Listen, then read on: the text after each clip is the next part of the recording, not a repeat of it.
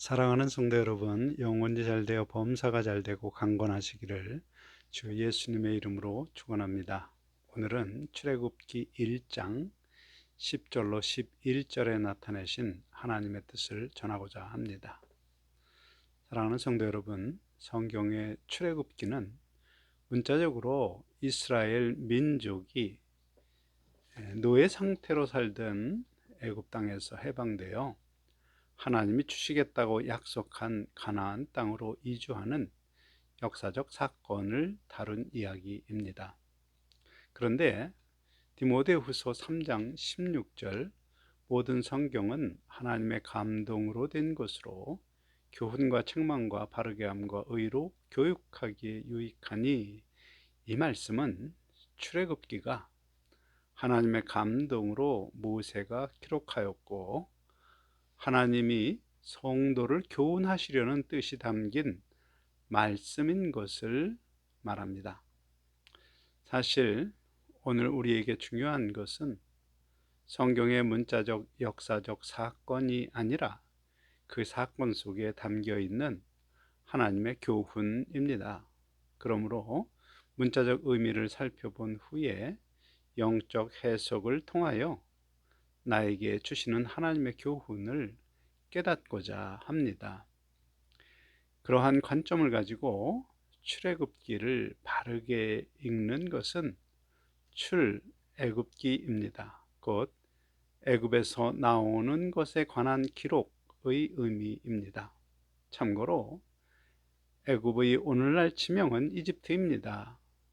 하나님이 택하신 이스라엘 백성이 애굽에서 종으로 살며 그 고통으로 신음할 때 하나님이 그 신음을 듣고 한 지도자를 세워 하나님의 백성을 애굽에서 이끌고 나와 하나님이 주기로 약속하신 가나안 땅에 이르도록 인도하시는 이야기입니다. 하지만 영적으로 보면 하나님이 택하신 한 사람이 애굽이 상징하는 이 세상에 살며 죄의 요구에 늘 복종하는 죄의 종의 상태에서 풀려나와서 하나님의 자녀가 되는 권세를 받고 가나안 땅이 상징하는 성경의 약속을 어떻게 누리도록 하시는지, 그런 영적 출애굽의 과정도 하나님의 관점으로 볼 수 있습니다. 참고로 모든 성서학자가 애굽은 세상을 상징한다는데 이의가 없습니다. 그러므로 애굽 나라는 영적으로 이 세상을 상징합니다. 그러면 애굽의 왕인 바로는 이 세상의 권세를 잡은 자 사탄을 상징합니다. 그러므로 출애굽기의 영적인 측면은 하나님의 택하심 받은 사람이 사탄의 권세 아래 이 세상의 죄와 사망의 법 아래 살던 그 죄의 종에서 벗어나는 것입니다.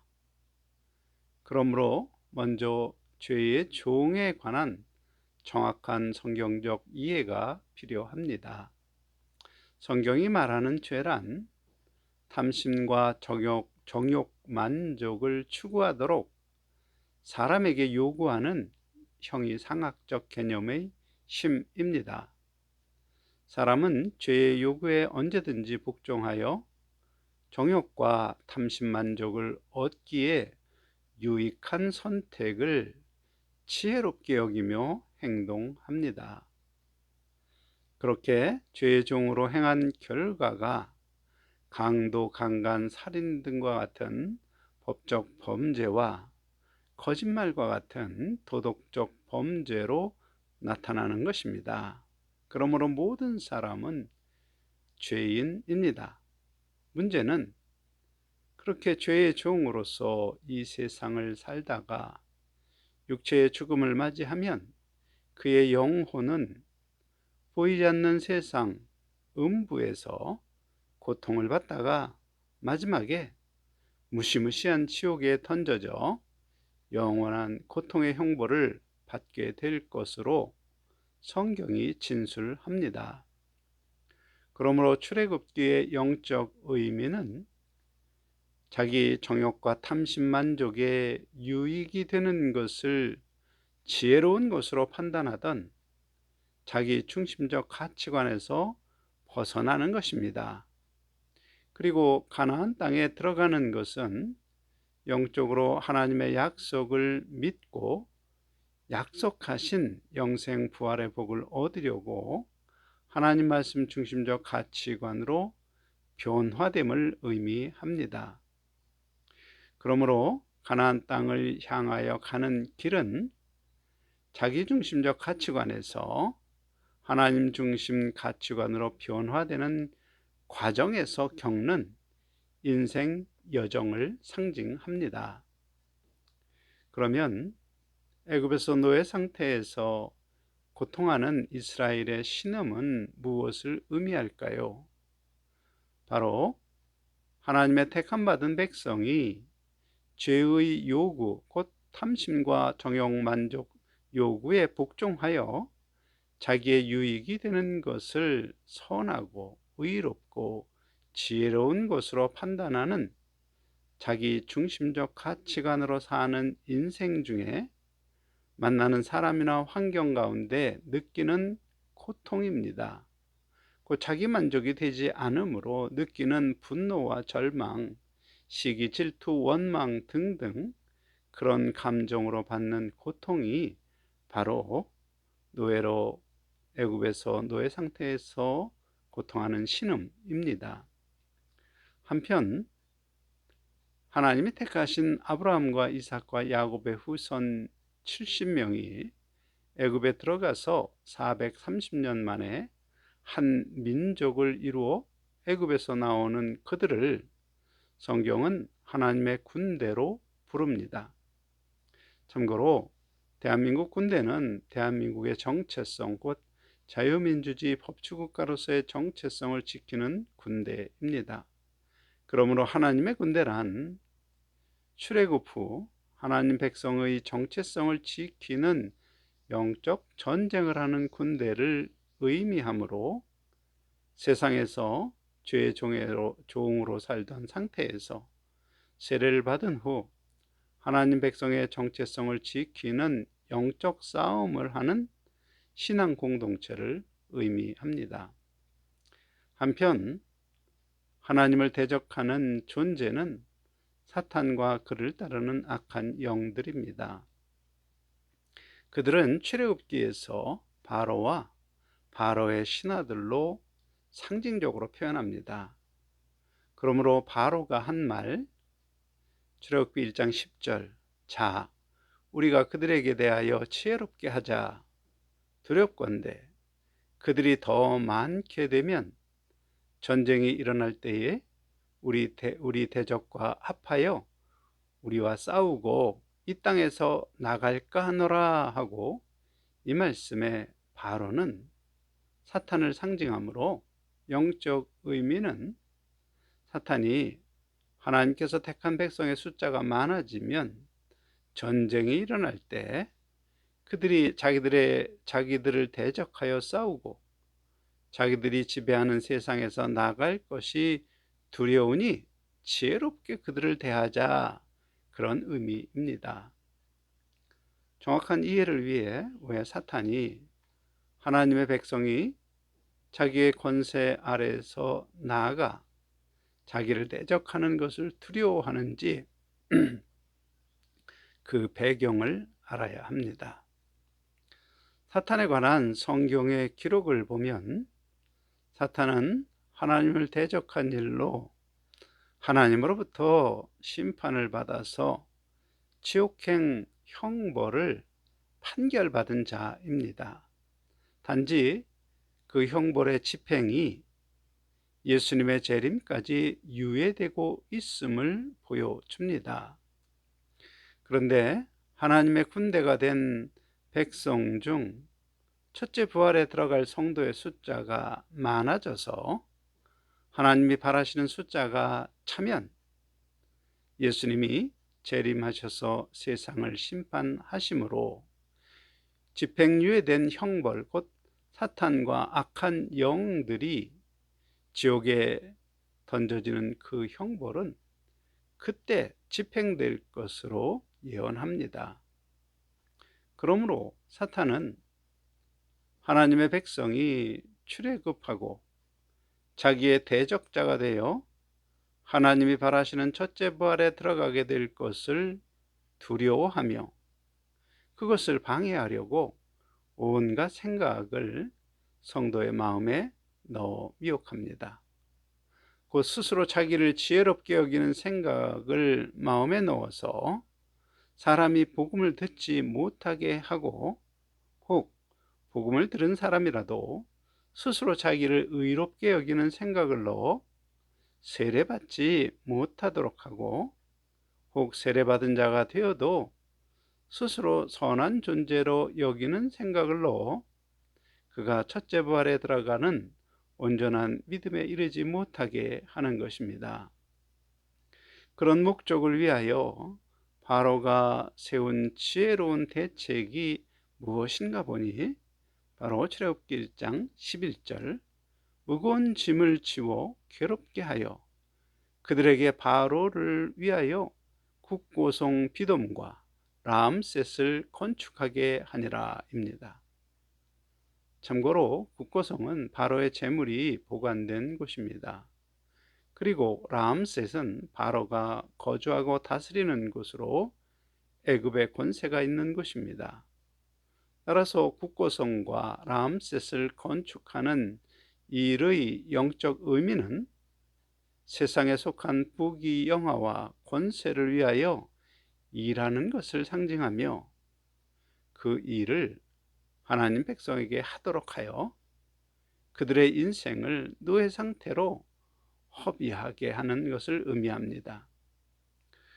국고성과 람셋을 건축할 때 무거운 짐을 지워서 괴롭게 하여 이스라엘 백성이 출애굽하지 못하게 하고 출애굽을 하지 못하고 하나님의 군사가 되지 못하도록 하는 이 바로의 지혜는 하나님의 택함을 받은 사람이라도 세상의 부귀영화와 권세를 얻으려고 사는 인생은 결코 죄의 종의 상태에서 벗어나지 못하고 그 인생 자체가 고달프고 괴롭다는 것을 보여줍니다. 또한 중요한 것은 그렇게 인생을 허비하며 쌓은 국고성과 람셋의 주인은 쌓은 이스라엘 백성 것이 아니라 바로의 것일 뿐이라는 사실입니다. 이스라엘 백성의 입장으로 보면 다만 국고성과 람셋을 쌓느라고 인생만 허비한 것입니다. 영적으로 생각하면 이 세상에서 쌓은 재물과 부귀영화와 권세 중 어느 것도 성도에게 영원한 유업이 되고 소유가 되는 것은 없습니다.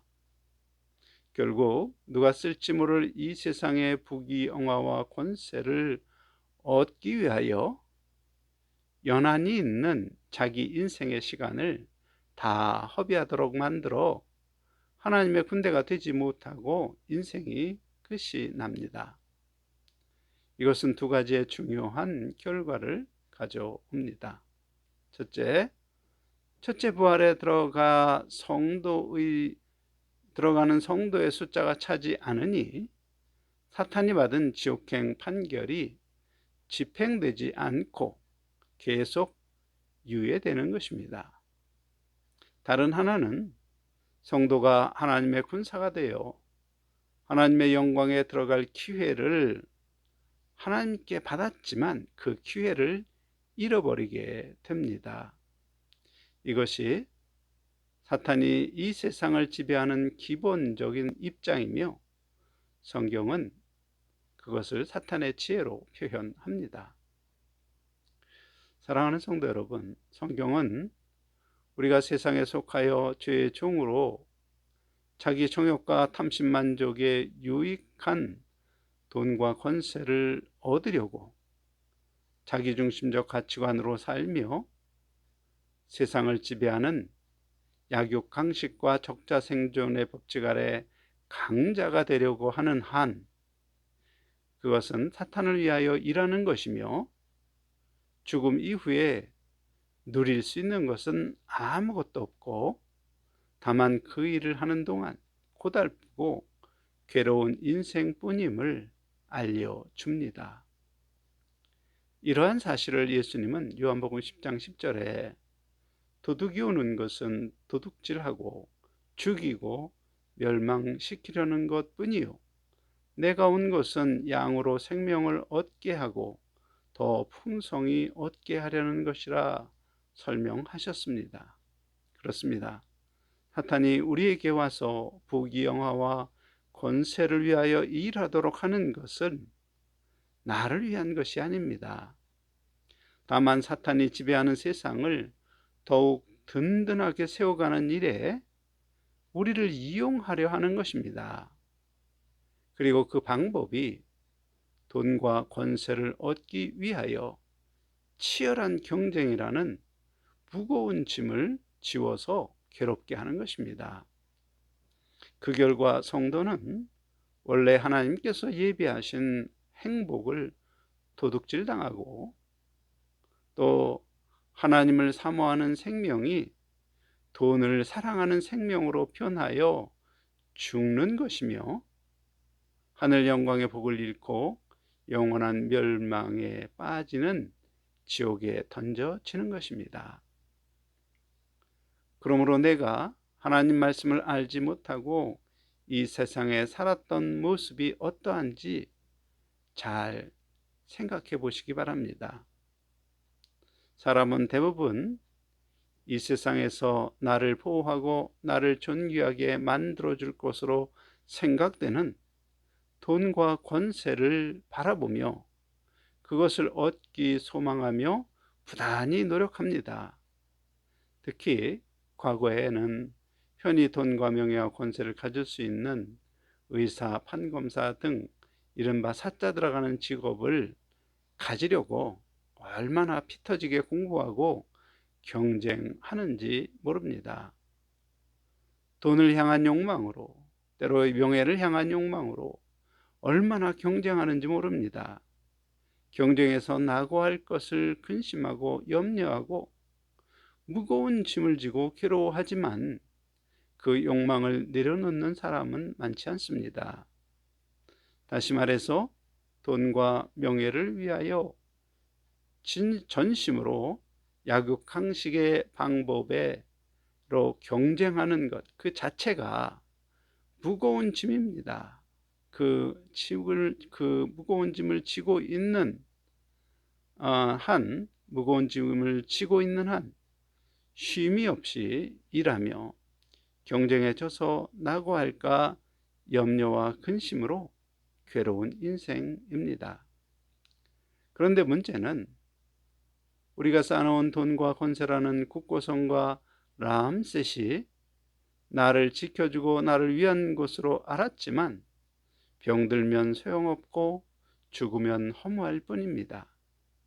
사실 나를 위한 것으로 알았던 그것은 사탄을 위한 것입니다.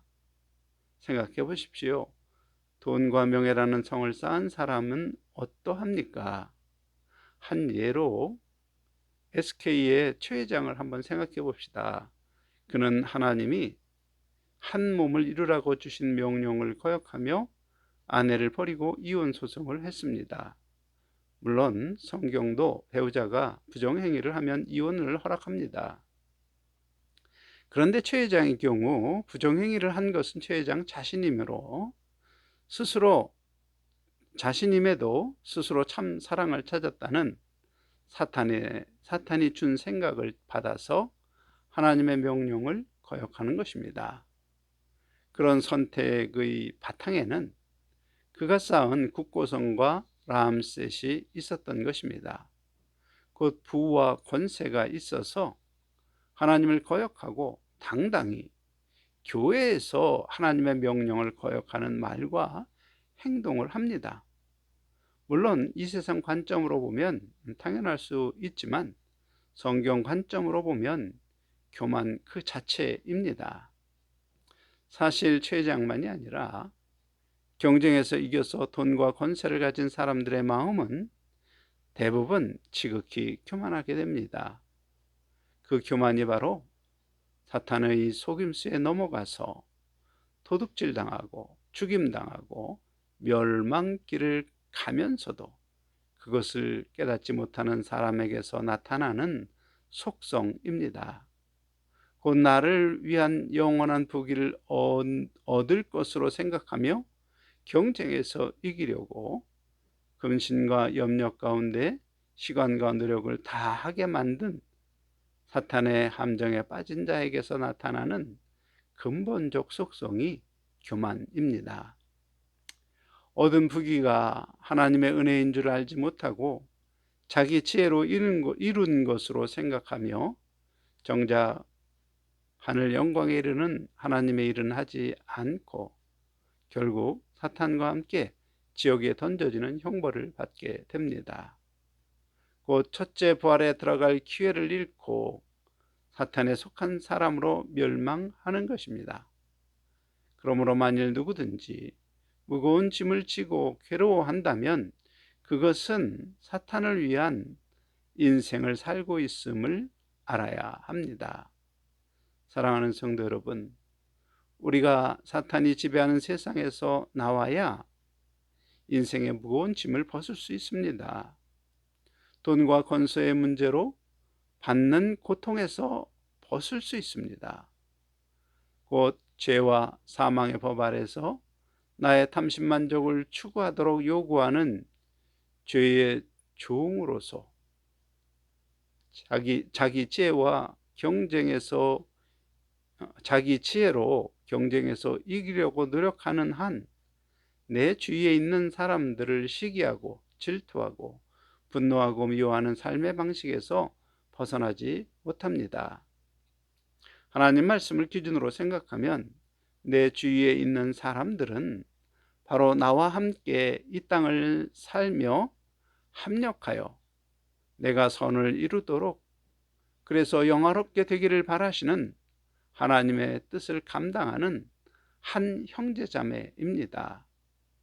그것을 깨닫고 종노릇하며 섬긴 사도 바울의 본을 받음으로 그들과 함께 영생 부활의 은혜와 또 만나면 서로 기뻐하는 행복한 관계가 되도록 해야 합니다.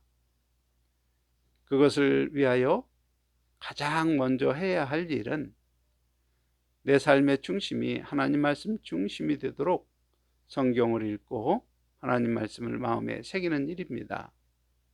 그리고 언제든지 하나님 말씀 중심으로 판단하고 선택하는 습관을 만들어야 합니다. 그러면 그 사람은 주변 사람들을 사랑하고 배려하는 거룩한 모습으로 나타납니다. 그런 모습을 보고 예수님을 그리스도와 주로 영접하는 주변 사람들과 함께 하나님의 군대가 되어 악한 영들과 싸움에서 이기는 것입니다. 출애굽을 한 성도라면 주변 사람들을 경쟁 상대로 미워하고 질투하고 사는 것이 아니라 오히려 그들이 하나님으로부터 받은 재능을 은사를 따라서 귀한 직분을 감당하도록 서로 돕는 마음으로 살아가야 하는 것이지요. 그것이 바로 하나님의 관점으로 본 출애굽한 하나님 자녀의 모습입니다. 그렇게 영적으로 완전히 출애굽하여 아름다운 성도 공동체를 이루어 가시기를 주 예수님의 이름으로 축원합니다. 아멘.